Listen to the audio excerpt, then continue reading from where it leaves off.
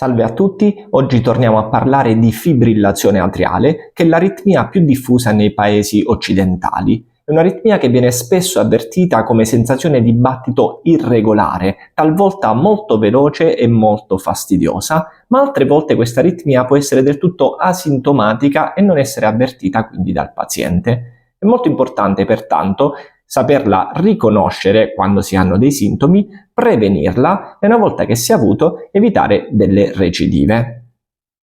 Io sono il dottor Placentino Filippo, cardiologo e aritmologo, e oggi vi vorrei parlare di un recente studio pubblicato sul Lancet Regional Health che ribadisce l'importanza dei fattori di rischio per la fibrillazione atriale in modo da poterla sia prevenire e sia evitare le recidive.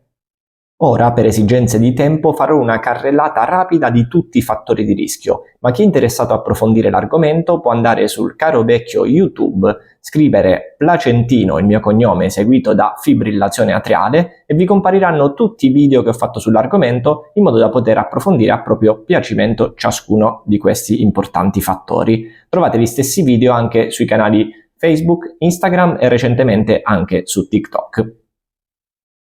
Iniziamo prima di tutto con l'ipertensione arteriosa. Una pressione arteriosa elevata aumenta il rischio di fibrillazione atriale, ma la buona notizia è che trattarla riduce il rischio appunto di fibrillazione atriale. La pressione arteriosa in generale deve essere tenuta sotto i 130 di massima e sotto gli 80 di minima, ma ci sono tanti casi particolari che il vostro specialista di fiducia potrà valutare. Un altro fattore molto importante è l'obesità, purtroppo sempre più diffusa anche nel nostro paese. Ridurre il peso è fondamentale per ridurre anche il rischio di recidiva di aritmia di fibrillazione atriale, oltre che tanti altri fattori negativi cardiovascolari. Inoltre la sedentarietà, indipendentemente dal peso, una vita sedentaria aumenta il rischio di fibrillazione atriale, pertanto bisogna fare attività fisica regolarmente.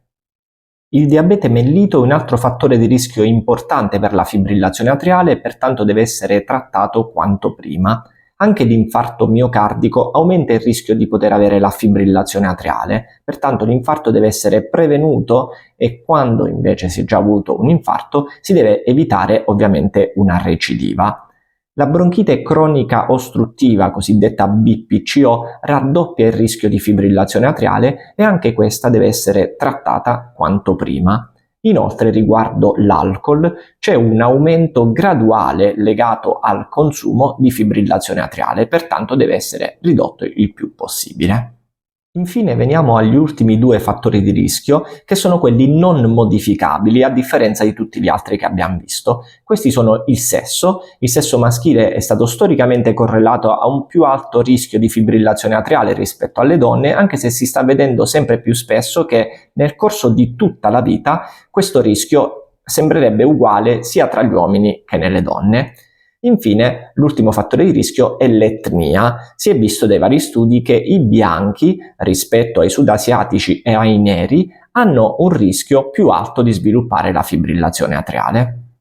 Ricordiamo inoltre che esistono diverse strategie per trattare la fibrillazione atriale, da quella farmacologica a quella più invasiva come l'ablazione transcatetere. L'invito è quindi di non scoraggiarsi e di rivolgersi al proprio specialista di fiducia che saprà consigliare cosa è meglio per noi. Se vi è piaciuto questo video vi invito a condividerlo e a seguirmi sui miei canali social Facebook, Instagram e YouTube, Dottor Placentino Filippo, cardiologo e aritmologo. Grazie e buona salute a tutti!